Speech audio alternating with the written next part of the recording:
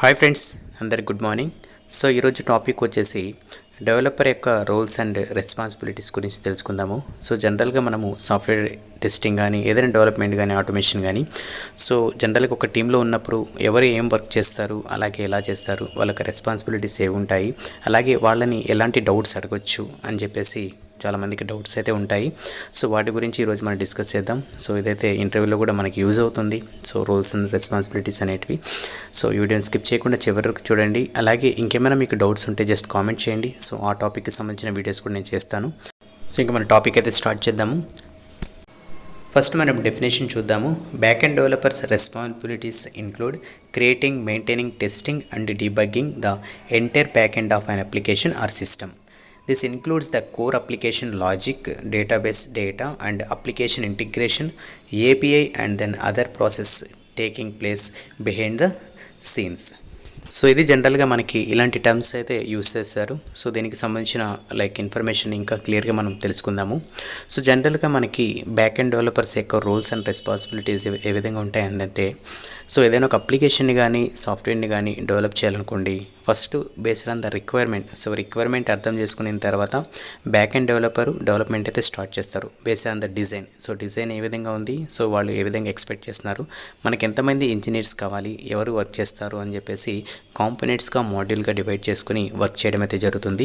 జనరల్గా మనకు back end C కానీ, C++ కానీ, పైథాన్ కానీ సో ఇలాంటి లాంగ్వేజెస్ యూస్ చేసి బ్యాక్ ఎండ్ డెవలప్మెంట్ చేస్తారు. సో బ్యాక్ ఎండ్ డెవలప్మెంట్ చేసిన తర్వాత డేటాబేస్ అయితే క్రియేట్ చేయడం అయితే జరుగుతుంది. సో ఏదైతే డేటా ఉందో ఆ డేటాబేస్లో అనేది ఇన్సర్ట్ చేయడము, అప్డేట్ చేయడము, అలాగే ఆ డేటా ఆటోమేటిక్గా అందులో సేవ్ అవ్వడం అనేది జరుగుతుంది. సో దీనికి సంబంధించి కనెక్షన్స్ని క్రియేట్ చేయడము, సో ఇవన్నీ స్టార్టింగ్ డెవలప్మెంట్ ఫేస్లో చేస్తారు. నెక్స్ట్ ఏపీఎస్ని క్రియేట్ చేస్తారు. సో ఏపీఎస్ ద్వారా మనకి రిక్వెస్ట్, పుల్, పుష్, అలాగే మనకు గెట్ ఇలాంటివి రిక్వెస్ట్ పంపించడము, డేటాను తీసుకోవడము, అప్డేట్ చేయడము. సో జనరల్గా ఇది ఒక ఫ్లో లాగా వర్క్ చేయడం అయితే జరుగుతుంది.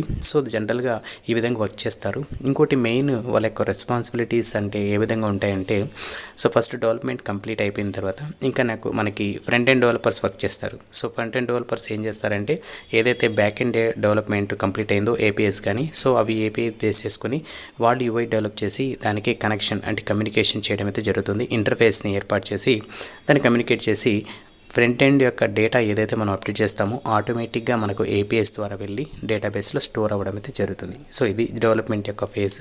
సో డెవలపర్స్ దీంతో పాటు మొత్తం డెవలప్ అయిన తర్వాత వాళ్ళు 1 రౌండ్ ఆఫ్ టెస్టింగ్ అయితే చేస్తారు. సో యూనిట్ టెస్టింగ్ అనుకోండి ఫర్ ఎగ్జాంపుల్. సో మొత్తం టెస్ట్ చేస్తారు, ప్రాపర్గా వర్క్ అవుతుందా లేదా. సో అదొక ఒక ఇంపార్టెంట్ ఫేజ్ అనుకోండి. నెక్స్ట్ టెస్టింగ్ టీమ్కి ఇచ్చిన తర్వాత టెస్టింగ్ టీమ్ టెస్ట్ చేసి మళ్ళీ వాళ్ళకి ఇస్తారు. వాళ్ళకి ఇచ్చిన తర్వాత ఏమైనా ఇష్యూస్ వచ్చాయనుకోండి, దాన్ని డీబగ్గింగ్ చేస్తారు. ఇష్యూ ఎందుకు వచ్చింది, ఎక్కడొచ్చింది, సో ప్రాబ్లం ఏంటి, డిజైన్ లెవెల్లో ఏమైనా ప్రాబ్లం ఉందా, లేదా అప్లికేషన్లో లెవెల్లో, లేదంటే ఇంకా సిస్టమ్ లెవెల్లో ఉందా.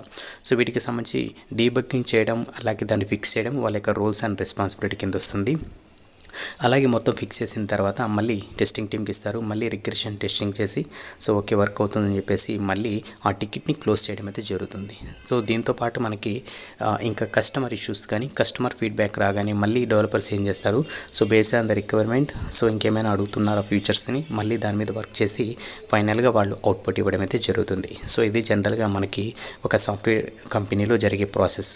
ఇంకోటి మనం ఎలాంటి క్వశ్చన్స్ని, ఎలాంటి డౌట్స్ని అడగొచ్చు సాఫ్ట్వేర్ టెస్ట్ ఇంజనీర్స్ అని చూసుకుంటే, మనకి ఏదైనా అప్లికేషన్ ఇచ్చి టెస్ట్ చేయమన్నారనుకోండి, ఫస్ట్ మీరు ఎవరైతే ఎక్స్పెక్టివ్ డెవలపర్ ఉన్నారో దాంతో కూర్చోవాలి. సో కూర్చొని ఈ అప్లికేషన్ ఏ విధంగా వర్క్ అవుతుంది, దీని యొక్క అవుట్పుట్ ఏ విధంగా వస్తుంది, సో ఎలా టెస్ట్ చేయాలి, అలాగే ఎలాంటి ఎన్విరాన్మెంట్స్ మనం సపోర్ట్ చేస్తున్నాము అని చెప్పేసి ఒక ఫ్లోని మీరు అర్థం చేసుకోవాలి. దాన్ని కేటీ అనొచ్చు మనం, లేదంటే డిస్కషన్ అనుకోవచ్చు. So different kind of things. So explain చేయించుకోండి. సో దాని తర్వాత మీకేం అర్థమైందో ఒక మెయిల్లో కానీ డాక్యుమెంట్లో రాసి, సో నాకు అర్థమైంది ఇది, సో నేను ఈ విధంగా టెస్ట్ చేయాలనుకుంటున్నాను, సో నాకు ఇంత టైం పడుతుంది, సో నాకు ఇలాంటి టెస్ట్ డేటా కావాలని చెప్పేసి ఒక మెయిల్ రాయడం కానీ, ఒక డాక్యుమెంట్ రాసి మీ టీమ్ లీడ్కి అలాగే ఎక్స్పెక్ట్ డెవలపర్స్కి పంపించారనుకోండి, వాళ్ళు చెక్ చేసి ఓకే ఇంకేమైనా మీకు గ్యాప్స్ ఉన్నాయి, ఇంకేమైనా అర్థం కాలేదు, ఇంకేమైనా పాయింట్స్ యాడ్ చేయాలన్నా కూడా వాళ్ళు యాడ్ చేసి మీకైతే అప్డేట్ చేయడం అయితే జరుగుతుంది. దాని తర్వాత మనం టెస్టింగ్ స్టార్ట్ చేస్తాం. సో ఇది మెయిన్ జరిగేది. ఇక్కడ మనకి మిస్కమ్యూనికేషన్ ఏమైనా జరిగితే సో టైం వేస్ట్, అలాగే మనకి క్వాలిటీ అనేది ఉండదు,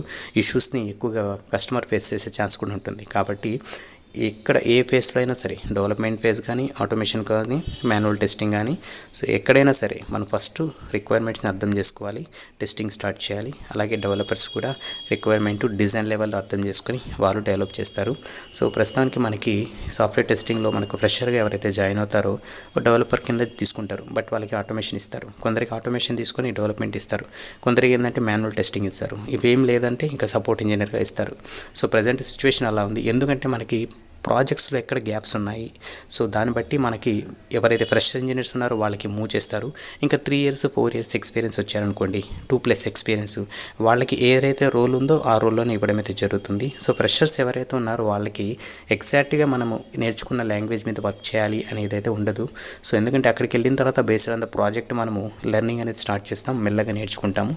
కాబట్టి సో ప్రతిదీ మెయిన్గా మనం తెలుసుకోవాల్సింది ఏంటంటే, నాకు పైథాన్ ఫుల్గా వచ్చు, జావా వచ్చు, C++ వచ్చు, నేను సర్వే అయిపోతాను అనుకోవడానికి లేదు. ఎందుకంటే మనకు సాఫ్ట్వేర్ ఇండస్ట్రీలో డే బై డే లెర్నింగ్ అనేది ఉండాలి కూడా. సో ఎప్పుడైతే మనము ఆ యాక్టివిటీని డైలీ పర్ఫామ్ చేస్తామో చాలా విషయాలు నేర్చుకోవచ్చు. సో ఇంకా మీరు కావాలంటే మీ సీనియర్స్ని కానీ ఏమన్నా అడగండి. సో మీరు నేర్చుకునేది ఏంటి, ప్రజెంట్ మీరు దేని మీద వర్క్ చేస్తున్నారు అడిగితే మీరు వాళ్ళే సింపుల్గా ఎక్స్ప్లెయిన్ చేస్తారు. సో ఈ విధంగా మనం అంటుంది. అంతేగాని నాకు ఈ లాంగ్వేజ్ కష్టపడి నేర్చుకున్నాను, సో ఇంకో లాంగ్వేజ్ ఇస్తే నాకు వస్తుందో లేదో, నాకు అర్థమవుతుందో లేదో, అవన్నీ పక్కన పెట్టేసింది. ఏది ఇచ్చినా కూడా మీ ఎఫర్ట్ ఫస్ట్ ఏదైతే మీరు నేర్చుకున్నారో ఈజీగా నేర్చుకోలేదు కదా, సో కష్టపడి నేర్చుకున్నారు కాబట్టి అదే ఎఫర్ట్ ఇక్కడ పెట్టారనుకోండి. జస్ట్ లాజిక్ చేంజ్ అవుతుంది అంతే, లాజిక్ ఒకటే, బట్ ఆ ఫార్ములా అనేది, ఆ ఫ్లో అనేది చేంజ్ అవుతుంది. కమాండ్స్ యూస్ చేయడం అనేది రెడ్యూస్ చేయడం అయితే ఉంటుంది కొన్ని దగ్గర. సో ఇలాంటి డిఫరెంట్ కైండ్ ఆఫ్ థింగ్స్ అయితే ఉంటాయి. కాబట్టి ఈ విధంగా లెర్నింగ్ కూడా స్టార్ట్ చేసుకోండి. సో ఫైనల్గా మనకు డెవలపర్ అనే అతను ఈ విధంగా వర్క్ చేసి, సో ఇలాంటి మెసేజ్ని కానీ ఇన్ఫర్మేషన్ అయితే టెస్ట్ ఇంజనీర్కి అయితే పాస్ చేస్తారు. సో అది కాకుండా మనకి రిలీజెస్ టైంలో సో డెవలపర్స్ అనేది ఒక మెయిన్ రోల్ని పర్ఫామ్ చేస్తారు. ఎందుకంటే మనకు రిలీజ్ ముందు ఏమైనా క్రిటికల్ ఇష్యూస్ వచ్చాయనుకోండి సడన్గా, సో ఇంకా ఫిక్స్ చేయాల్సింది ఎవరు వాళ్ళే. ఎందుకంటే మనకన్నా వాళ్ళకి ఎక్కువ టెన్షన్స్ అయితే ఉంటాయి. సో అందుకని QA ఇంజనీర్స్ ఏం చేయాలంటే స్టార్టింగ్లోనే క్రిటికల్ ఇష్యూస్, ఈ ఏదైతే design level issues find out చేశారనుకోండి, సో మీకు ఇబ్బంది ఉండదు, వాళ్ళకి ఇబ్బంది ఉండదు. సో ఈ విధంగా మనము బేస్డ్ ఆన్ ద ఎక్స్పీరియన్స్ మెల్లగా వస్తుంది. బట్ కాన్సన్ట్రేషన్ మాత్రం ఏం చేయాలంటే అప్లికేషన్ బ్రేక్ చేసే విధంగా టెస్ట్ చేయాలి అంతే. ఈ విధంగా టెస్ట్ చేస్తేనే మనము మంచి క్వాలిటీతో ఒక అప్లికేషన్ రిలీజ్ చేయొచ్చు. సో ఇది ఫ్రెండ్స్ ఈరోజు టాపిక్. ఈ టాపిక్ నచ్చినట్టయితే జస్ట్ లైక్ చేసి మీ ఫ్రెండ్స్ కూడా సజెస్ట్ చేయండి. అలాగే మన ఛానల్లో ఇంకా మన సాఫ్ట్వేర్ టెస్టింగ్ సంబంధించిన అన్ని కాన్సెప్ట్స్ అయితే కవర్ చేశాను, ఆ వీడియోస్ కూడా విజిట్ చేయండి. ఇంకేమైనా మీకు డౌట్స్ ఉన్నా జస్ట్ కామెంట్ రూపంలో చెప్పండి.